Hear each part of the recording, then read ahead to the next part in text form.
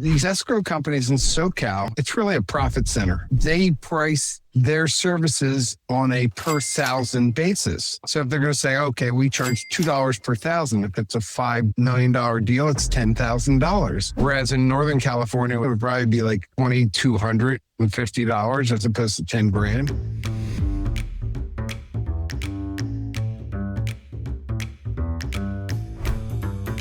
Your thoughts on the 50-year mortgage that's being bounced around all weekend? Whatever. 30 wasn't long enough. No, it's Trump. I'm going to make 50-year mortgages so you can qualify and solve the affordability crisis. No, it doesn't. It's stupid. Plus, there's actually a law that was passed in 2010 that prevents anything from being a qualified mortgage over 30 years. So they'd have to amend all that and go back into Dodd-Frank. Just whatever. It's just hyperbole. It doesn't freaking matter. And they already have interest-only loans. Mm-hmm. Okay, they're non-QM, but if you want them, you can get them, and your payment can be cheaper because of that. But the rates are higher, and I'm sure they'll jack. They got the bond market, the mortgage-backed securities. They got to sell the mortgage-backed security. You can't just make up a thing and just have it. Might as well do 100 years. I mean, it's not about paying. Yeah, it's about a lower. I know. It's just so freaking stupid. I mean, if you can pay, $300 a month for 100 years, pass it over to your kids. I mean, that'd be kind of cool. Yeah, not bad. A life mortgage. Yeah. Well, mortgage actually means something like death or That means dead hand. Dead. That's right. You're correct. Dead hand. Yeah. Well, if you tuned in right now, you're on We Fixed Real Estate, and we were discussing mortgages, but that's not actually the topic of the discussion today. Today's the special report on Southern California. We've got a couple special guests on the line or on the podcast. One, Mark Levy here in my area. I'm down in Vista, and Mark's down in Encinitas. And then we've got Jen, who you're familiar with, who's on the podcast routinely. She's up in the foothills, San Gabriel Valley, and Brad representing Santa Monica. Mark, tell us a little bit about yourself before we begin, because you're new to the cast. I am. I appreciate taking the time to be on this, because it's always fun to have a little chat. My real estate career began in 1991. I actually was a loan originator for a very short period of time, and then I ended up over the years with sales, marketing careers, and such like that. I did quite a bit of investing, predominantly in Hawaii and some in Florida, and now I've jumped back in about a year ago, and pretty new at Arrivva. So excited about what we're doing things a little bit differently at Arrivva. And Jen, refresh our listeners about your background and what brought you to Arrivva. I was working in property management before I started Arrivva. And I was working with multifamily properties. And then I came over to Arrivva about 4 years ago now. Yeah. Yeah. All right. And I live in Arcadia, so close to Fred, but more on the east side, I guess is what you would say. And I do the mortgages and then all of the back end stuff for Arrivva, and then I have my real estate license. And Fred, you need no introduction, so let's just dive in. What's that Southern California is like a unique microcosm in real estate? Well, I'm going to start with things that people don't know. We see it. Obviously, we're licensed in the entire state of California. We've done deals all over the place. But what we find is that, especially for listings, there's 2 different ways of listing a property that's prevalent in Northern California and a separate way that's prevalent in Southern California. So this is one of the reasons why I wanted to have this podcast specifically talking about SoCal, because they're kind of behind what everybody else is doing, and there's no need to be. I'll give you an example. When you list a property in Northern California, and this should be done in Southern California, is the listing agent gets all the disclosures. all of the inspections done ahead of time. You see everything. And the beauty of that is a buyer knows you give it to them ahead of time. They can, like we do, we put it through AI and or read it and find out what's wrong. And so we know we have to deal with the properties. The inspectors are all licensed and insured. Yeah, they may make a mistake, but, for the most part, they're pretty much, on par and pretty good. So what happens is in a Southern California deal where you're not giving any disclosures or inspections, you have to sign the buyer signs a contract and then you give them the disclosures and then they go out and they get the inspections and they start reading everything and they get the inspections and guess what? They start renegotiating the price down because it's like, hey, we found all this and that, or we want you to make repairs. This way we do everything ahead of time. It's all done. And if you want to make the repairs, we just note it in the inspection report. Oh, we found this plumbing leak. We took care of it. It's all done. You don't have to worry about it. So it's peace of mind. The second thing that's a major difference is in the Northern California deals, they use title companies that do the escrow for you because you're using them for title insurance. So you need to get title insurance on the purchase no matter what. The prices are all the same no matter what. But in Southern California, they have these separate escrow companies that then hook in with the title company. And the prices on them are astronomical. And it's amazing how much of a savings we have because these escrow companies in SoCal, it's really a profit center.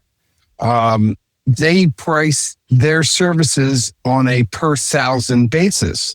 So if they're going to say, okay, we charge $2 per thousand. If it's a $5 million deal, it's $10,000. Whereas in Northern California with the company, we use Fidelity and the rest of them are pretty much the same. It would probably be like $2,250 as opposed to $10,000.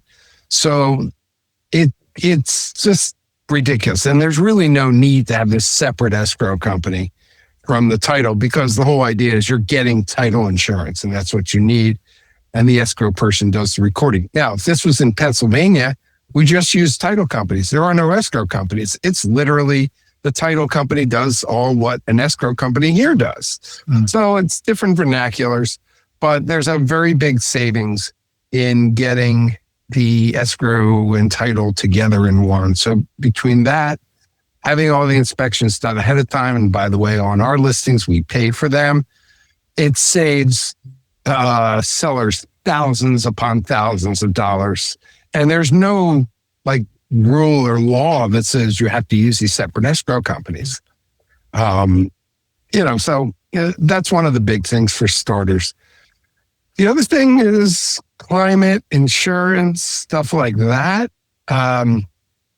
Mainly now, both Jen and I were close enough to inhale the smoke that came from the fires.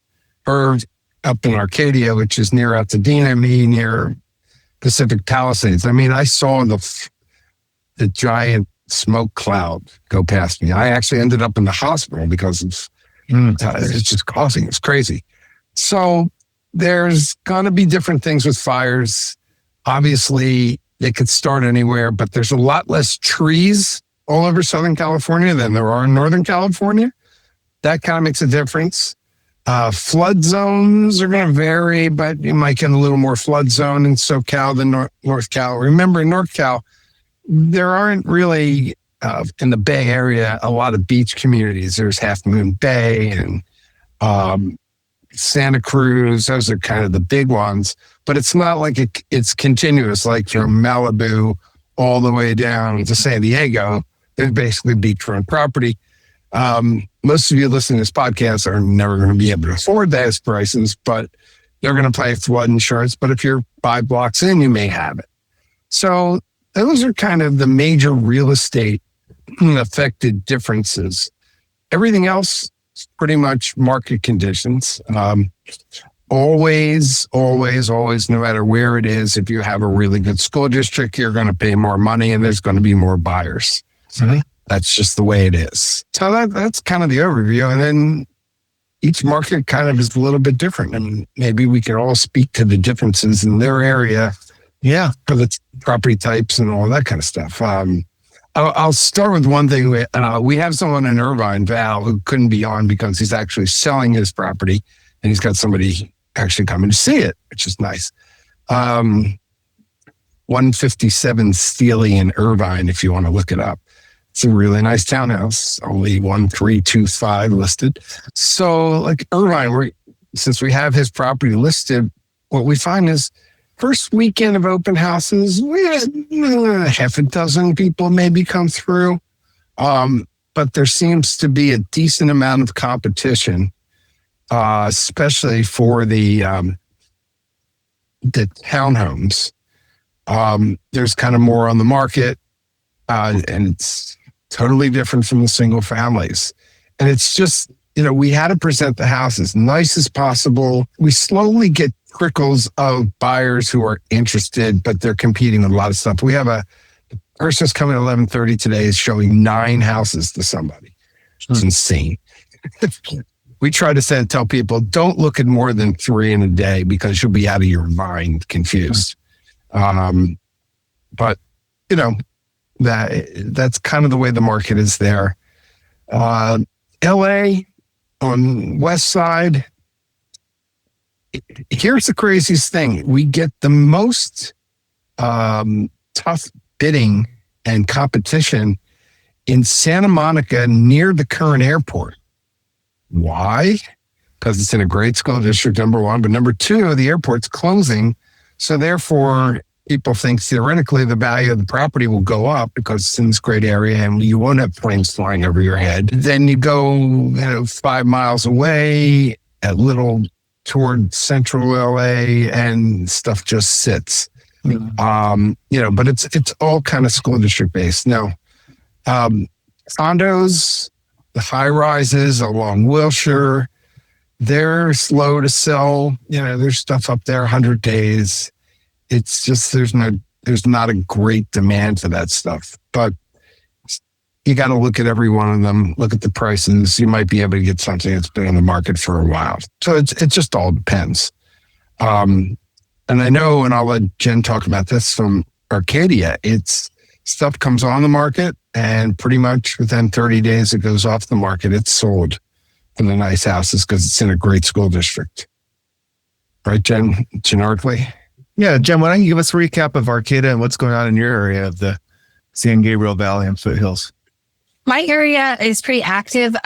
It's basically a seller's market if you have a good location because of the school district.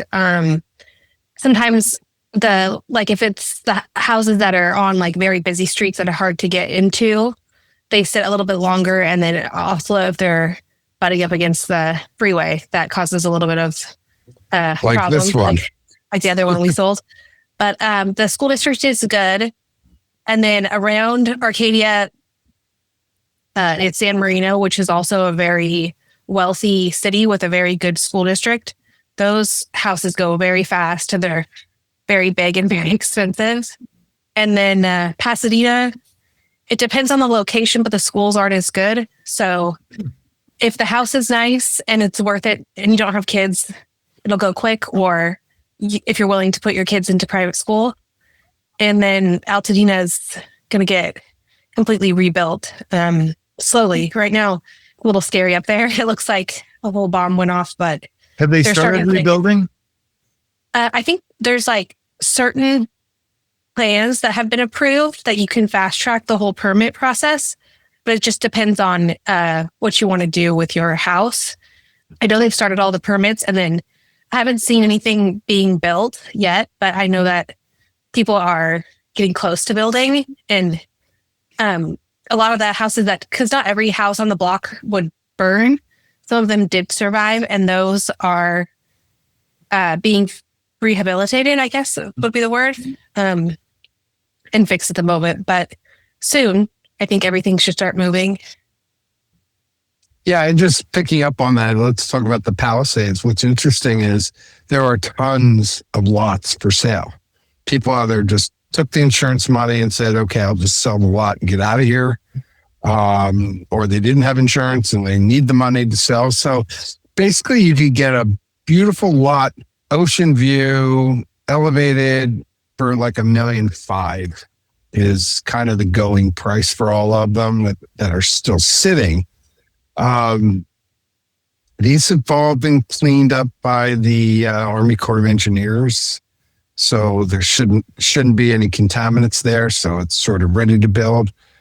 And there can be some other ideas of what to put there in terms of prefabs. There's some guys out of Australia bought a bunch of lots in Malibu, putting prefabs down, which is a great idea. Or, the thing I love is the 3D cement printed houses. Just bring the machine on and build the house in a couple of days. There's ways to build so that this doesn't happen again. So that's a whole different topic. Mark, let's hear from you. Let's hear about San Diego County and what's happening down here. For us personally, like on a personal level, we look at San Diego as a lifestyle play for us. Moving from Hawaii, which was also, quite a bit focused on lifestyle as well. What's really nice about San Diego in particular, where we are in North County, is we not only have this incredible lifestyle like coastal living, we have every amazing restaurant that you could ever imagine. We've got incredible schools. In fact, our kids went through the whole school process from elementary all the way up through high school, and then ended up in UC schools, both of them. So we love it, and we have actually, San Diego has been a seller's market for a very long time, and right now we're seeing a shift. It's definitely shifting to a buyer friendly direction, which is a big change. I mean, for years we were receiving letters in our mailbox pretty much every day. Spell that kind of thing. Anyhow, in this up, prices have dipped about 1.5% year over year, and that puts the median down to like 160,000. So it's come down, it was over $1 million for quite some time.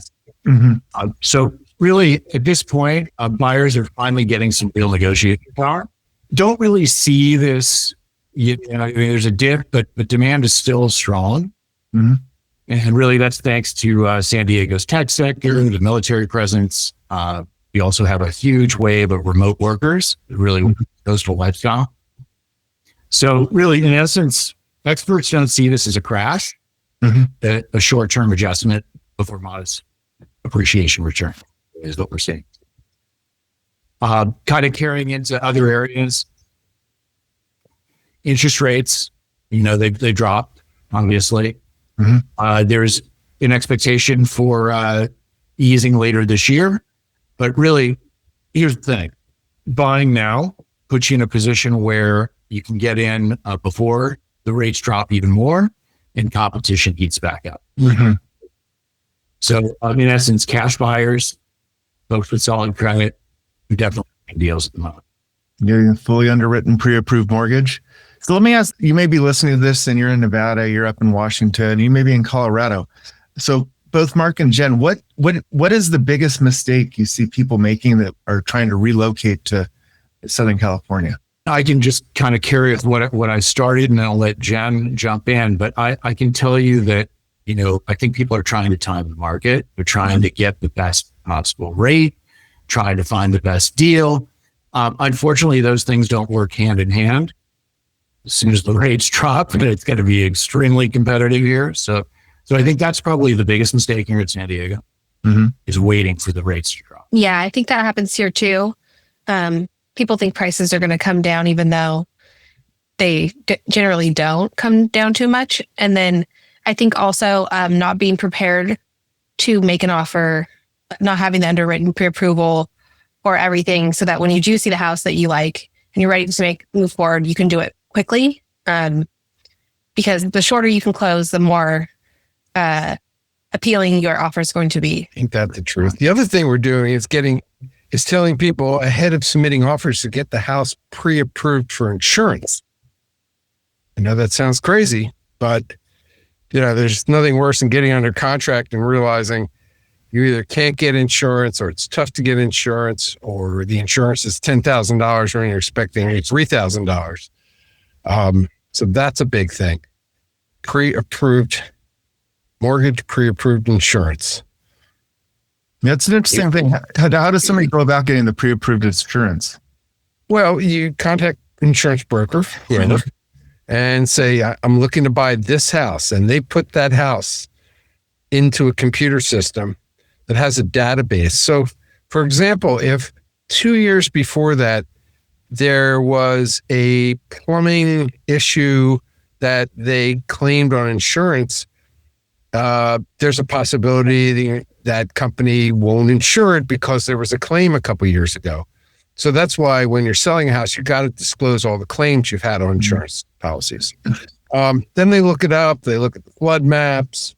They look at the fire zones, and they determine, what they can do. A broker might have to shop it to a bunch of different companies. We had Michael on a couple of weeks ago. Yes. Check out that podcast about, especially with difficult properties. Whenever you see a lot of trees around the house and it's in California, it's a fire hazard, period. So again, we don't have as much of an issue with that in Southern California. But there are flood zones, we have all kinds of perils. It's just, Sure. It's just getting the house approved and just making sure. So you can do what- that even a day before you submit an offer. It's pretty easy. Like, we haven't had a solid earthquake in quite some time. Knock on wood. I mean, San Romain had like 3 quakes yesterday, but it was like this different type of quake where it kind of builds up and goes and grows as opposed to, like crazy and then aftershocks. So the earthquake and meteorological nuts, you can Google it, guys, and can't get the details. But yeah, it's perils. That's what it is. But it's also the house itself. Mm-hmm. So you got to know that. Because they have a lot of insurance claims, you might not be able to get it because they think there's something wrong with the house. So that's the biggest problem. Mark, talk to us about strategy in buying a home in Southern California. We talked about the mistakes. Don't try to time the market because you're probably going to miss out.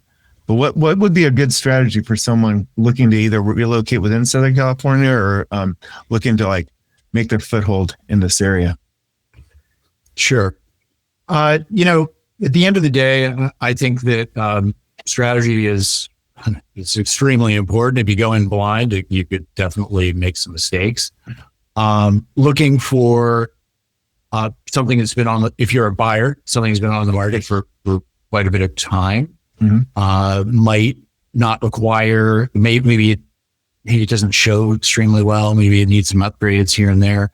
But at the end of the day, that's a really good opportunity to go in where maybe you only need to spend, a minimal amount of money to get it up to current, styles, et cetera. I think that what Jen had mentioned earlier about being, having all the approvals prior to going in is extremely important for your loan or your cash buyer, having everything ready and proof of all of that. Another thing that I wanted to mention about San Diego is the investment side. And so if you're an investor, the rental yields are strong, especially in spots like Carlsbad and Encinitas. Investors are pulling in 10 to 15% returns. Another thing that's real big right now is adding an ADU. San Diego is definitely an ADU friendly county, and that's an accessory dwelling unit.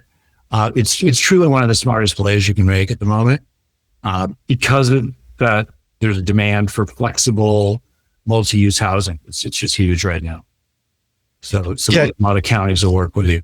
Just to remind people about what's going on, about 2 to 3 years ago, the state passed a law that says you can take your house, and if you can put an ADU in the back, I'm generalizing here, you're able to then condominiumize the property and sell off that second unit if you want. or you can obviously just keep it on there and keep it as a rental. So that is a really beautiful thing that you're able to do. Let's say mom's getting up there in age and the house is okay for her, but she needs money. And you figure, I'll sell the property and she'll live off that. Well, now comes an idea of spend X and you're able to make double. If you can make double what it cost you, sell off that back end. It's a condo, maybe even within family members. So mom has some extra money now to, live off of for a while, so that's another idea. And that and elevators that are inexpensive now are another reason why there is a bigger demand for housing, because usually if this was 20 years ago, you wouldn't even think about it. You would just sell the property and more properties on the market. But there's less because older people are able to stay in their units a long time. And, someone older, it's comfortable for them. They're used to it. They don't want change. And it works out perfectly. I can testify to the elevator because if you've been following the podcast, yep. My mother-in-law, she lives down in Solana Beach, overlooks the racetrack, and she has a 2-story house, and the bottom level is the garage. But there was no way to get to the top floor, which is where her 3-2 living space is, except going upstairs. She hurt her back and was being forced to either have to move out or find a solution. And we found Aging in Place is a construction company. Good plug to them. We installed a lift and basically an elevator. It fit in the size of really what a closet was like. And now she's able to roll right into her garage, go straight up into her house. But it's even more so like she can now take soil. Now she's feeling better. She's rehabilitated. But if she goes to the garden store, she can take the soil up there. She doesn't have to haul anything up. So it's not just aging. It's really just a utility that is added, I think, a considerable value to the house. Yeah, it's funny. We have a listing now up in Morgan Hill, California, Northern Cal. It's a almost 6,100 square foot house that's completed in August of this year.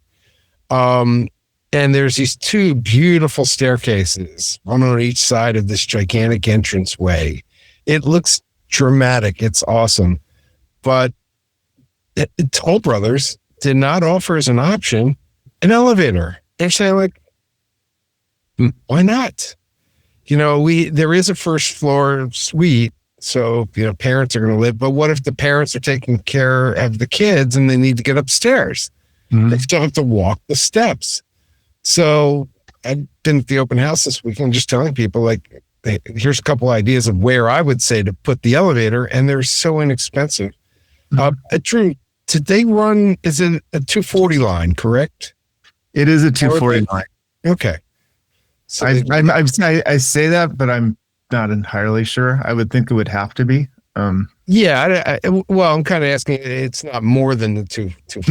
No. It's not more than a 240. It's not, there was no major electrical that needed to happen to my mother-in-law's place. Basically they cut a, 5 foot by 5 foot hole in the floor.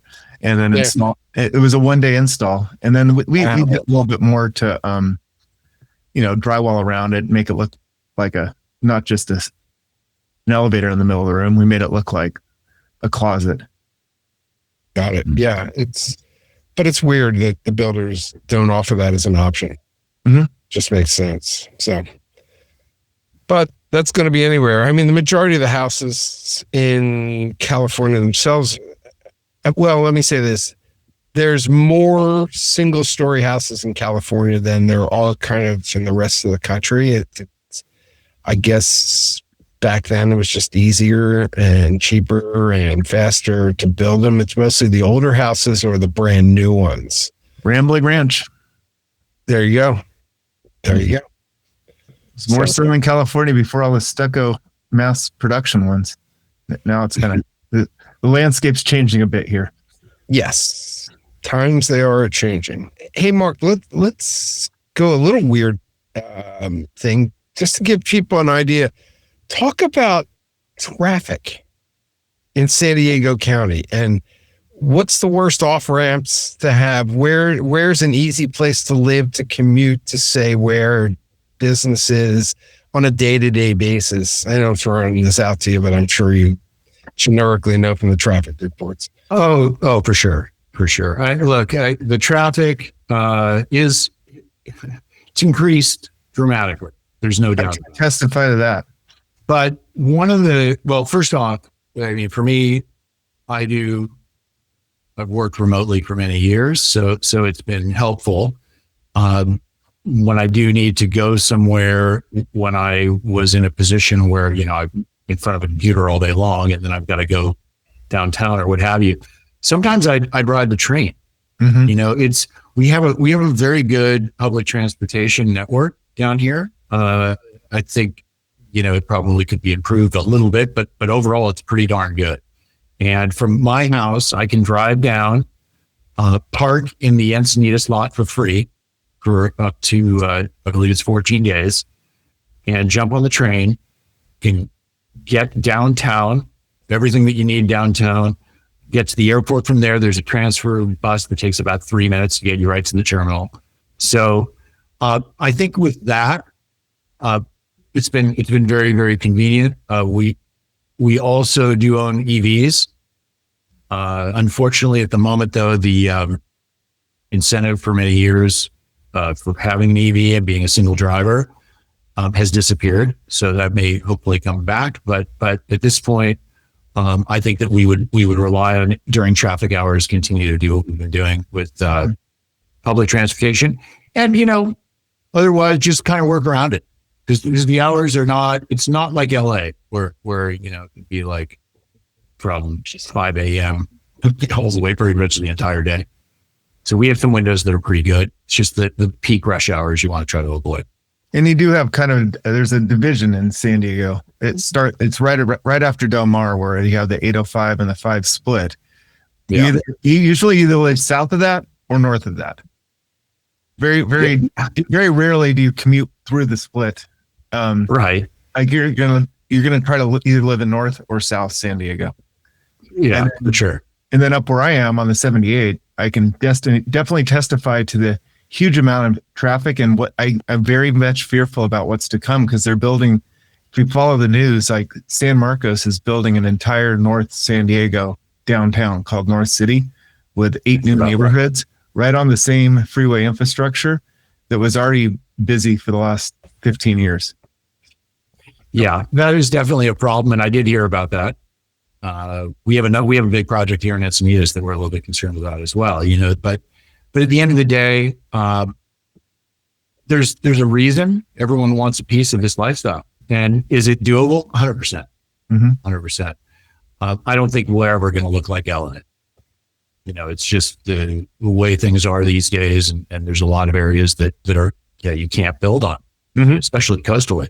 So it even has that feel sometimes when you're in bumper to bumper traffic and you're looking around and you're going, God, there really isn't that much around me. Why is it so busy? Right. If you were a visitor. But you think cars do move, which is other areas of the country that I go to visit. And I'm not bashing Denver, but if you ever want to go from like East Denver to Denver downtown, you have like just a gridlock of stoplights that sometimes never move. You'll go through the same light, wait for the same light 10 cycles before you get through it. And then you just get to the next light. It took us 2 hours to get from East Denver to downtown Denver. Yeah, it's funny you mentioned that. My best friend growing up left LA years ago, and he moved. He's in Denver, and all he complains about is the traffic. He's like, "Oh my God, it's so much worse than it used to. It was in LA." He left like 20 years ago. It's like, yeah, everyone went better. Okay, I'm just gonna throw this in. Back in Philadelphia, once you get on the other side of the Schuylkill River from downtown, so Center City as we call it, people will recognize this if they live there. There's Walnut Street that goes one way, Chestnut Street that goes the other, and they have timed lights. So if you go, I think it's 29 miles an hour, you will make every light, and you'll go from like 30th Street to 63rd Street in a very short period of time.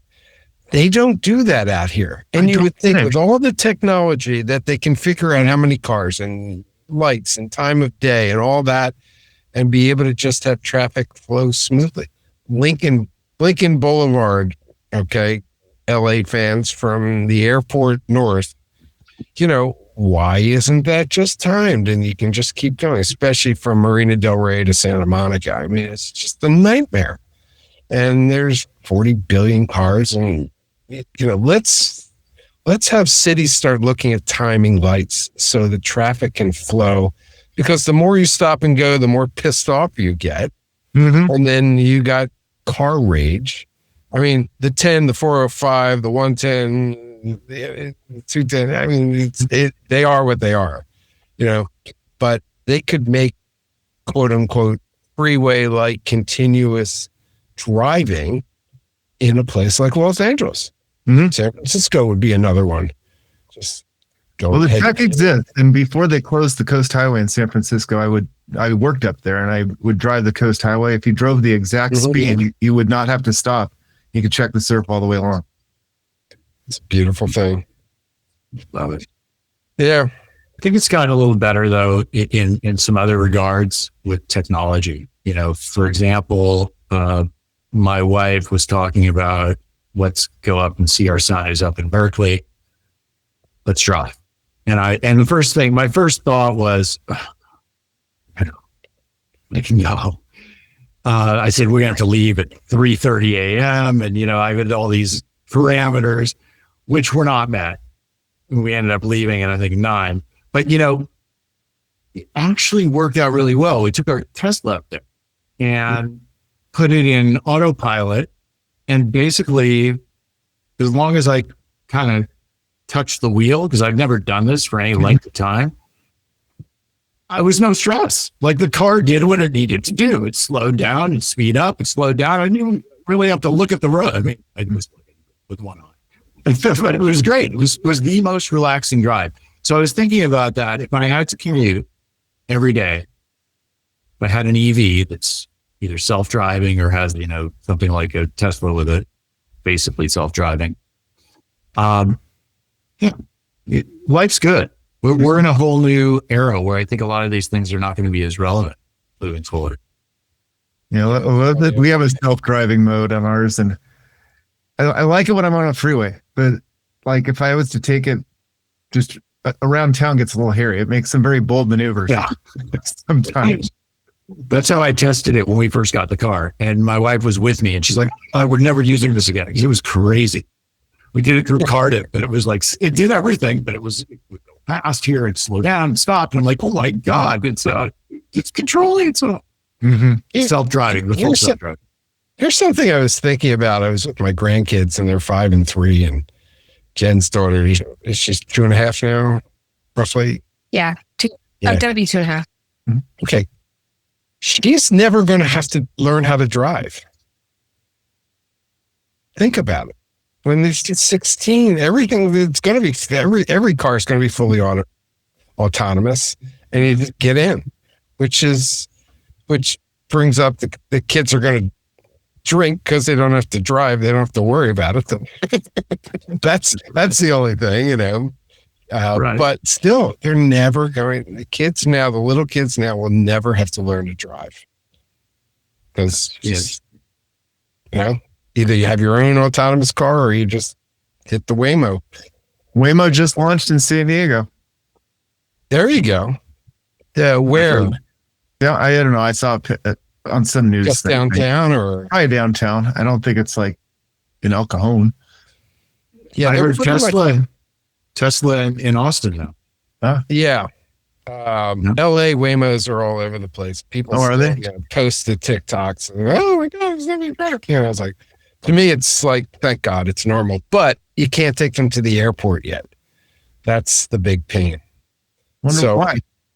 I just don't know. It's out of their territory. I'm sure there's a reason, but you know what? For females, it is the greatest thing ever. No more creepy Uber drivers. I mean, just get in, no driver, thank God.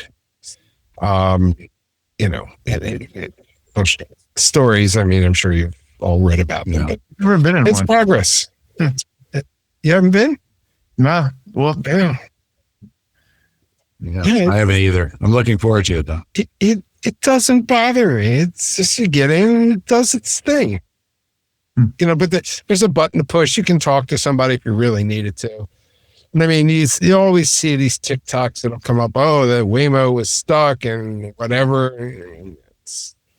It's not normal.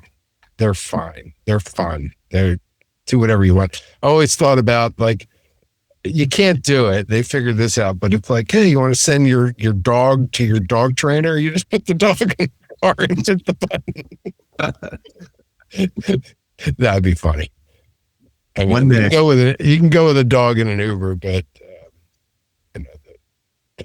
just can't imagine. Just put 3 dogs in the car, no driver, and they're just barking. That'll be normal. That'll be normal soon, I'm sure. Exactly. So that's the future. So is your future in Southern California? Are you looking for it? We're here to help. But yeah, it's fun there. Yeah. Well, as we're kind of wrapping down this podcast, Mark, do you have any kind of last bit of advice or thoughts for us, or not for us, but for our audience? I guess I can kind of, in a nutshell, give you sort of the takeaways for San Diego. And basically, San Diego's market is stabilizing. It's not crashing. 2025 offers a really smart entry point for buyers. And I think that'll continue through at least the beginning of 2026. And investors seeking long-term appreciation, strong rental performance is huge. Sounds good. How about you, Jen? I would say just be prepared. Reach out to me if you need a underwritten pre-approval before you start looking, and go to the open houses, see how many people are interested in the house you're going to make an offer on, just so you can see how competitive it is before you make the offer. And the schools are still really nice, and the values will, even if they're dipping right now, they'll ultimately be going back up. So now's a good time to look. Yeah, this is the time of the year to look as a buyer, because between basically right before Thanksgiving and the Super Bowl, the weather's not as good. People are busy with family. Everything kind of slows down. But I've done, I think, about 5 years in a row, an agreement either on Christmas Eve or Christmas Day. And, got it for a little better price. Sellers kind of, the other thing right after Christmas is right after you have your whole family who's talking in your ear about what to do. Oh, you should sell, just get rid of it, or put it back on the market in March and jack it up by 300,000. So, but for the few people who, have been on the market for a while, and especially if in the pictures there's ugly furniture that you hate, or the color of the kitchen cabinets is dark and you want light, don't worry about it. That means you can get the house for cheaper because it's not perfect. And get in there and paint or restain the cabinets, or put, there's ways to fix that up. The furniture will be gone. Okay. I had one woman years ago said, "Oh, I hate the paint color in this house. I would never buy it." I said, "Do you realize you can paint it after you own it?" Yeah, she was interesting. Anyway, but yeah, ignore everything that's not staying there, and remember you can change paint colors and cabinet colors. And if you get it for $50,000 less and do a new kitchen for $20,000, guess what? You're still $30,000 ahead of the game. Mm-hmm. And then the value goes up because of what you've done. So there's that demographic. It's still kind of dying off, and we'll be selling. So keep an eye out for that. Keep an eye out for some interesting places if you're over 55, like Laguna Woods. My uncle and aunt have lived there for around 30 some years, and they get kind of a single that's attached single, still in like 600,000-700,000, nice community, like 15 golf courses and events and stuff like that. And you don't have to do any of that. But you're going to get a house a heck of a lot cheaper if you're over 55. Well, is that like the Villages west? No, this is a little more upscale-ish. And they have condos. They even have condos with full service with all the meals included on down to just the regular houses. So they have a variety of things. So don't discount that if you're over 55. Great numbers, and you're in a great area. It's a hell of a bike ride up from Laguna Beach, but E-bikes are here. e-bikes are here. There you go. My favorite. Well, I think a lot of sage advice for everyone. I think this has been a really deep dive into Southern California, and this was the latest episode of We Fixed Real Estate.